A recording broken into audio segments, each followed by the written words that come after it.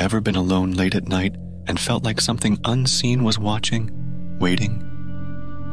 Hey listeners, it's your friend Paul, here to shed light on a spine-chilling story, a tale that happened to me and has been echoing in the back of my mind ever since.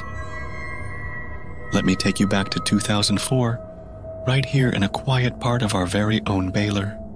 It was in the shadowy calm of our home, nestled in the trees, that I, let's say Mike for the sake of this story, found myself settling in for a night of rest and relaxation. That evening, as the crickets sang and the cool breeze swayed the leaves, I was lounging with my young nephew Daniel, our eyes glued to the TV. That's when our peace was shattered. A news flash cut through our show. An escaped criminal was on the loose, and they warned he was dangerous. As the only man in the house, I felt a chill grip me. Our home, usually a safe haven in the wilderness, suddenly felt exposed and vulnerable. Determined to protect us, I sent Daniel to fetch my hunting rifle from the other room. Despite his protests, I knew what had to be done. I'd search the dark woods myself, rifle in tow, and make sure we weren't in danger. Daniel, brave kid that he was, understood and stayed behind as I ventured into the unknown. There I was, alone amongst the towering trees, when the eerie quiet was broken by the sound of approaching footsteps. Heart pounding, I raised the gun, aiming into the darkness. A figure staggered towards me, wounded, limping, an aura of menace about him.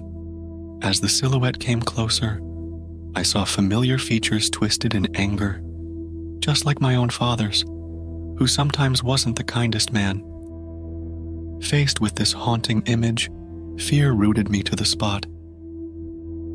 The man lunged towards me, and in a moment of sheer terror, I did the unthinkable. I pulled the trigger.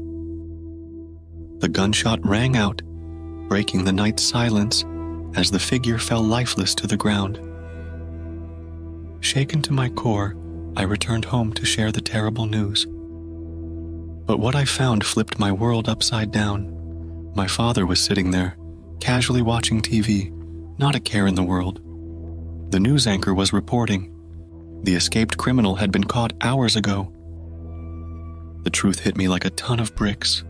I hadn't faced danger out there. I'd made a mistake, a terrible, irreversible mistake. As we wrap up tonight's tale of Midnight Runner's Terror, let's remember, the woods at night can play tricks on the mind, and that sometimes the scariest things aren't the ones hiding in the dark, but the decisions we make when we think we're threatened. Thank you for joining me this evening. I hope your nights are free from fear and filled with peace. Good night, listeners. Until next time, remember to watch out for the shadows and keep your loved ones close.